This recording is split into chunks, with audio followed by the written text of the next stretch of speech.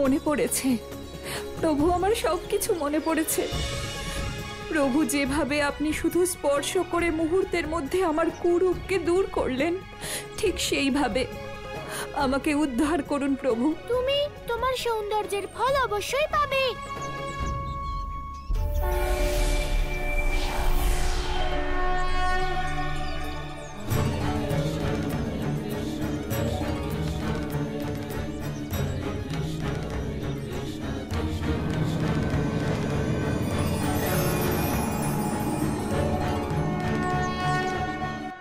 নারায়ণ নারায়ণ।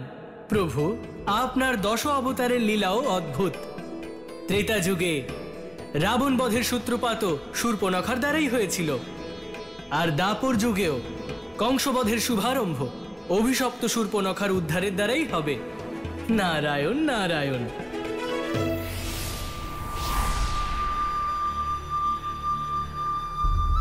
কানাই, তুই এখানে কি করছিস? আর সেই কাকি কোথায় গেলেন? উনি তো চলে গেছেন। কোথায়? যেখানে যাওয়ার ছিল। কানাই, তোর কথা আমি বুঝতে পারলাম না। তোমাকে বুঝতে হবে না, চলো মথুরা ঘুরে আসি। আরে দাদা, কিচ্ছু নয়, চলো এবার। আচ্ছা ঠিক আছে, চল। আরে মাহুত, ওকে আরো পান করাও, আরো পান করাও। আরে অনেক পান করে ফেলেছে। আরে তুমি বুঝতে পারছো না, ও যত পান করবে কানাইয়ের ঠিক ততটাই বিনাশ করবে। আরো পান করাও, আরো পান করাও। আরে আমার বিনাশ করতে হবে না, কানাইয়ের বিনাশ করতে হবে। আরে বাহ আমার প্রেত, আজ তো বেশ বুদ্ধিমানের মতো কথা বললে। ভগবান কংস প্রসন্ন হলেন। মাহুত ঠিকই তো বলেছে ভদ্রাক্ষ, ওকে এত মদিরা পান করাও যাতে ওই কৃষ্ণ ছাড়া আর কিচ্ছু না দেখে। তবেই তো ভগবান কংসের স্বপ্ন আর তার পরিকল্পনা সফল হবে। নাও, আরো পান করো।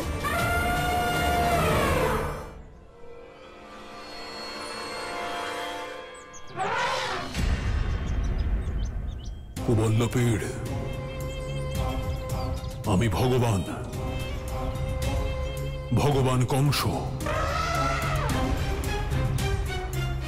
দেখো আমার চোখের দিকে, মন দিয়ে দেখো,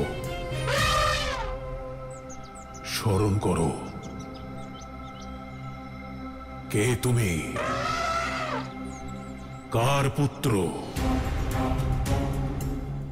কার জন্য এমন জীবন যাপন করছো, কে অভিশাপ দিয়েছে তোমায়? স্মরণ করো, স্মরণ করো। পিতা, ওই বিষ্ণু ছলনা করে যা কিছু আপনার থেকে নিয়েছে, আমি সবকিছু ওর থেকে ছিনিয়ে নেব। আমি বিনাশ করব ওই বিষ্ণুকে।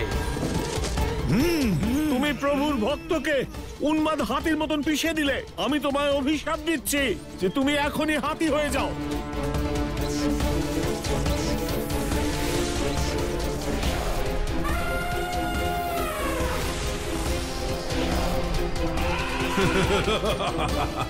বুঝেছি তোমার সবকিছু মনে পড়েছে। এবার যাও, গিয়ে হত্যা করো তোমার শত্রুকে। মথুরার দক্ষিণ দুয়ারে দাঁড়িয়ে আছে ওই বিষ্ণুর পরম অবতার শ্রীকৃষ্ণ। যাও, পিষে ফেলো ওকে, যাও।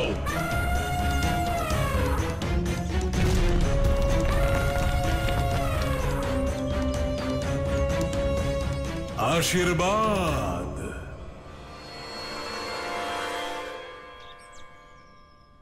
ওই কুবল্লপীরের পায়ের তলায় পিষে যাবে আমার প্রিয় ভাগ্নে, মুক্ত হয়ে যাবে এই সংসার থেকে। ওই সংসারের সবাই যেন কি বলে, ওম শান্তি শান্তি শান্তি শান্তি।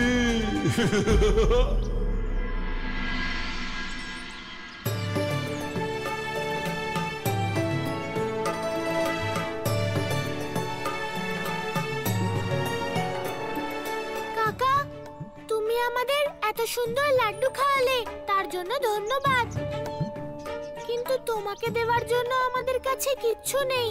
হে কানাই, এটা কি বলছো তুমি? তোমরা দুজনে মিলে এখানে লাড্ডু খেলে, এতেই তো আমি ধন্য হয়ে গেলাম। পালাও পালাও সবাই পালাও পালাও পালাও পালাও পালাও সবাই পালাও পালাও পালাও, মহারাজ কংসের হাতি উন্মাদ হয়ে গেছে, এদিকেই তেড়ে আসছে। পালাও পালাও পালাও পালাও সবাই পালাও। কোথায় দেখতে? ঠিক আছে কানাই। ওই হাতি এদিকেই আসছে, পালাও।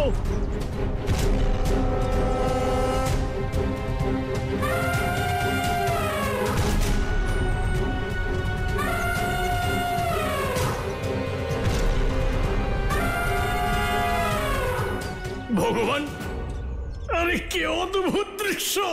ভগবান কংসের মায়া অদ্ভুত যদি না হয় তাহলে মায়া কিসের? নারায়ণ, আমার পুত্রকে রক্ষা করো, আমার পুত্রকে রক্ষা করো নারায়ণ, আমার পুত্রকে রক্ষা করো।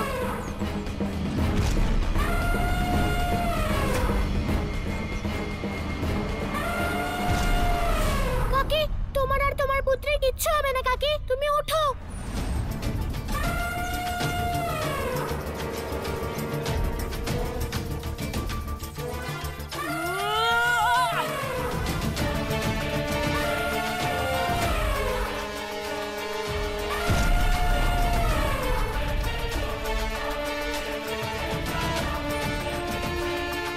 দাদা, আমাদের ওকে হারাতে হলে বনে নিয়ে যেতে হবে।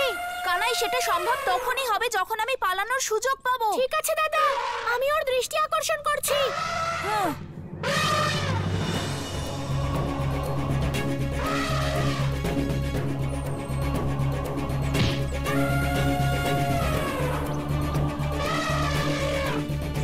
এইদিকে, আমি এইদিকে, এসো এসো এসো।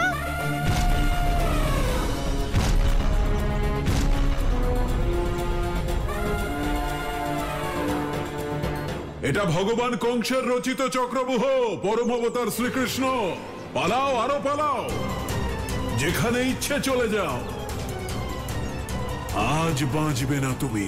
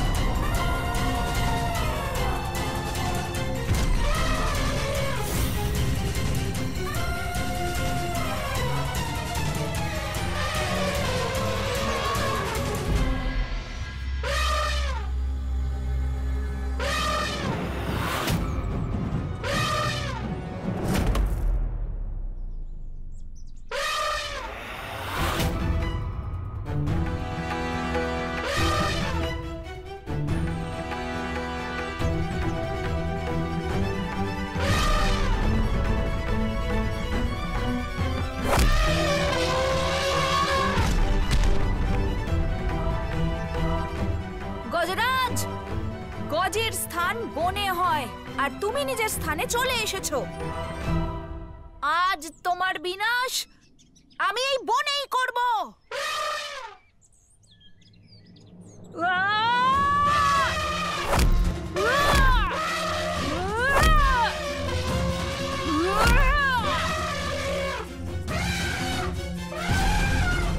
কানাই, মনে হচ্ছে এ কোনো সাধারণ গজ নয়, ওর শরীরে অনেক শক্তি। দাদা যতই থাকুক, কিন্তু তোমার থেকে কম শক্তি। ঠিক আছে কানাই, এবার শক্তি আর বুদ্ধি দুটোই কাজে লাগাবো। এই উন্মাদ গজকে উচিত শিক্ষা দেব।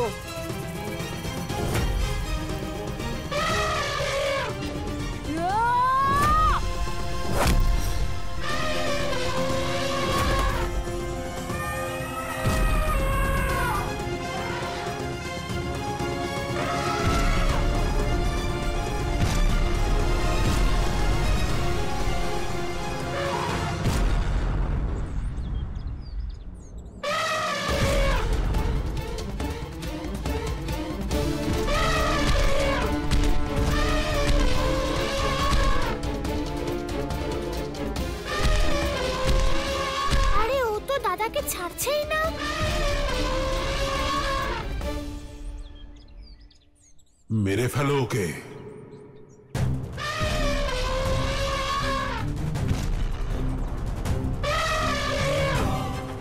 আজ আমি তোমাকে জীবিত ছাড়বো না গজ।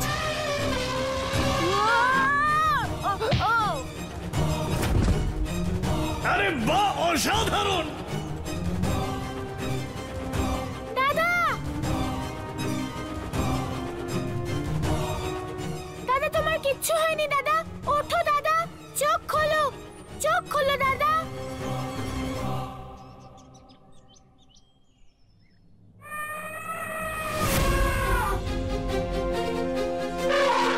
এবার তোমার বিনাশ হবে গজ।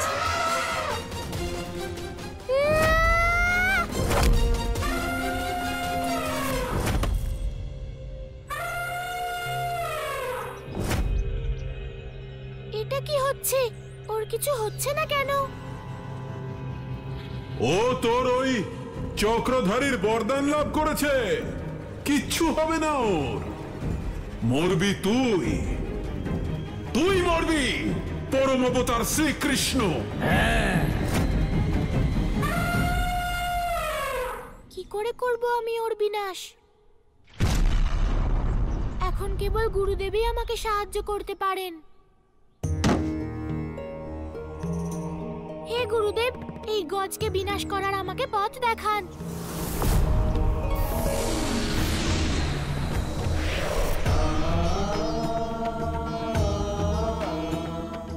গজের শক্তি তার দাঁতে থাকে কানাই।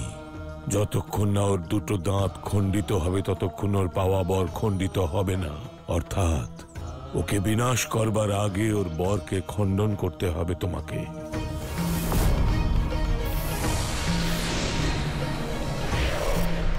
পথ দেখানোর জন্য ধন্যবাদ গুরুদেব।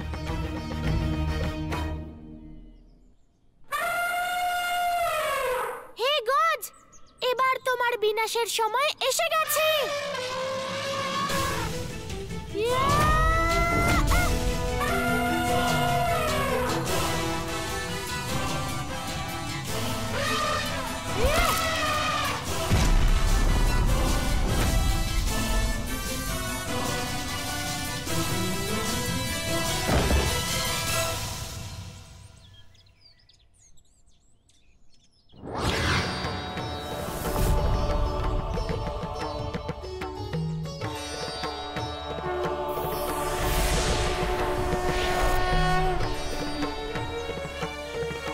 প্রণাম প্রভু। প্রভু, অভিশাপ মুক্ত করে আপনি আমাকে উদ্ধার করেছেন। আমি সদ্গতি প্রাপ্ত হয়েছি।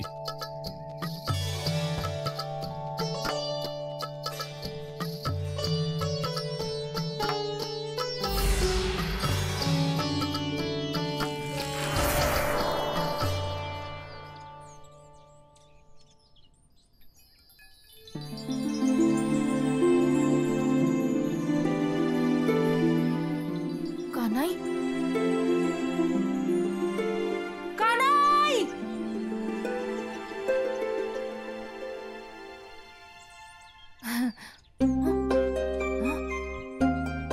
কানাই, সেই গজ কোথায়? দাদা, ওই গজের তো বিনাশ হয়ে গেছে। বিনাশ হয়ে গেছে?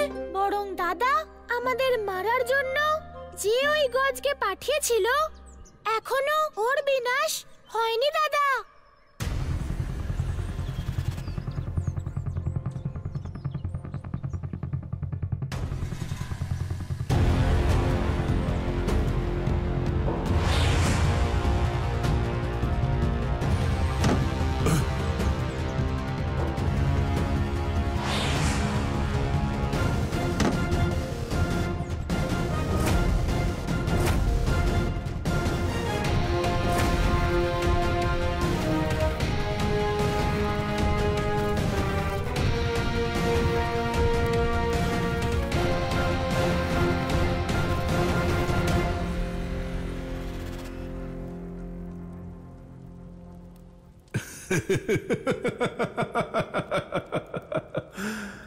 পেয়ে গেল মুক্তি এ বেচারাও।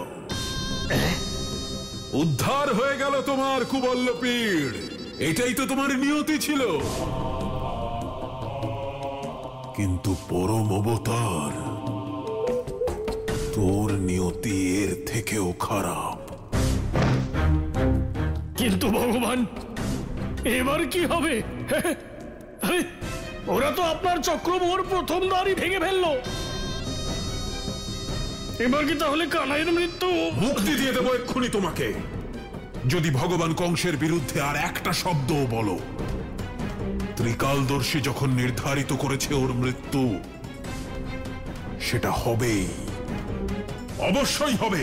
হ্যাঁ ভগবান, মৃত্যু ওর হবেই, অবশ্যই হবে। কিন্তু আমি বলছিলাম যে এখন তো গজরাজের থেকেও বেঁচে গেল। বেচারা গজরাজ শুধুই মৃত্যুবরণ করলো। সেটা এই জন্য মূর্খ, কারণ ওর মৃত্যু কেবল আমার হাতেই হবে।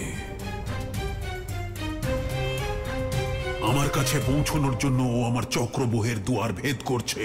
ও আমার শিকার, তাই অন্য কেউ ওকে বধ করতেও পারবে না। আমারও শেষ ইচ্ছে এটাই ভগবান, যে আপনার এই কর্মকাণ্ডেই যেন ওর মৃত্যু হয়। কিন্তু কবে হবে সেটাই জানার জন্য আমি ব্যাকুল। খুব তাড়াতাড়ি।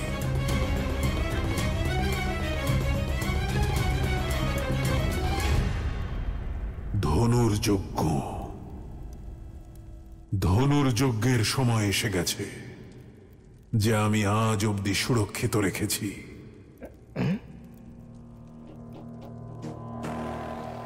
তুমি আমাকে বলেছিলে যে ভগবান, আপনি তো সুরক্ষিত হয়ে গেলেন, আপনার বিনাশ তো আর হবে না। কিন্তু ওই কানাইয়ের কি হবে? ওর বিনাশের পথ কি মনে পড়ে? হ্যাঁ মনে আছে তো ভগবান, নিশ্চয়ই মনে আছে। আমি আপনাকে জিজ্ঞাসা করছিলাম, পুরো মনে আছে। তা তোমার সেই প্রশ্নের উত্তর হলো ধনুর্যজ্ঞ। সেই শস্ত্রের সাধনা যা সাক্ষাৎ মহাদেবের, যাকে এই সংসার শিব ধনুক নামে চেনে, যার দ্বারা নিক্ষেপিত বাণের হাত থেকে কেউ বাঁচতে পারে না। কোনো অস্ত্র বা শস্ত্র শিব ধনুককে খণ্ডিত করতে পারে না। এবার ভগবান কংস শিব ধনুক অর্জন করবে, আর তারপরে এই সংসারে কেবল আমি একহম, দ্বিতীয় নাস্তি। নারায়ণ নারায়ণ, এই পাপী কংস কোন শিব ধনুকের কথা বলছে? আর এই শিব ধনুক ওর কাছে এলো কিভাবে? এটা পরমাবতার শ্রীকৃষ্ণের জন্য সংকটের সময় নয় তো? কংস সত্য বলছে দেবর্ষি, ওর কাছে সেই শিবের ধনুক আছে। সেই ধনুকের তীর কানাইও আটকাতে পারবে না। নারায়ণ নারায়ণ, যদি এমন হয় তাহলে সংসারে অনর্থ হয়ে যাবে। কিন্তু চিন্তা করার বিষয় এটা যে এই পাপী কংসের কাছে শিব ধনুক এলো কোথা থেকে? দেবর্ষি, আসলে এই ধনুক ভগবান শিবের, যা ভগবান শিব পরশুরামের অনুরোধে পৃথিবী থেকে অধর্মের বিনাশের জন্য প্রদান করেন। কোন অধার্মিক এত বলশালী ছিল যার সম্মুখে পরশুরামের কুঠারের তেজও শান্ত হয়ে গিয়েছিল? সহস্র অর্জুন নাম ছিল তার। বহুবার তার সৈনিকদের পরাস্ত করার পরেও পরশুরাম সহস্র অর্জুনের বিনাশ করতে পারেননি। তখন উনি এটা বুঝেছিলেন যে সহস্র অর্জুনের বিনাশ তার দ্বারা অসম্ভব। তখন উনি ভগবান শিবের তপস্যা করে ওনাকে প্রসন্ন করেন।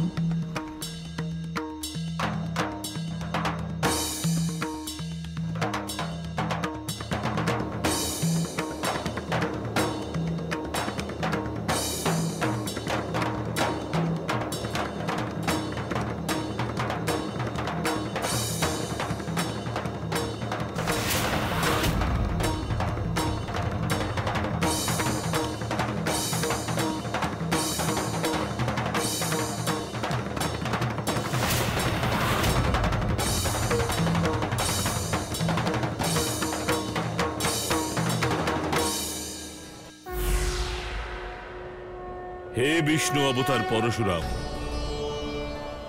আপনি তো স্বয়ং বহু মিলিত শক্তির দৈব শক্তিপুঞ্জ। তাহলে আপনার আমাকে আরাধনা করবার কি প্রয়োজন পড়ল? হে প্রভু, অধর্মের বিনাশের জন্য আপনি আমাকে যে কুঠার প্রদান করেছিলেন তা যথেষ্ট নয়। আমি যতবার এই কুঠারের দ্বারা সহস্র অর্জুনের হাত কেটেছি ততই বেশি তা ছড়িয়ে পড়েছে। আর তাই আমার প্রভু, অধর্মকে সমূলে বিনাশ করার জন্য আপনি আমাকে আপনার ওই শিব ধনুক প্রদান করুন। সেই শিব ধনুক যার দ্বারা আপনি তারকাসুরের পুত্র দ্বারা নির্মিত অভেদ ত্রিপুণ্ড খণ্ডিত করেছিলেন। হে মহাদেব, আপনি আমাকে ওই শিব ধনুক প্রদান করুন। আমি আপনার সাধনায় প্রসন্ন হয়েছি।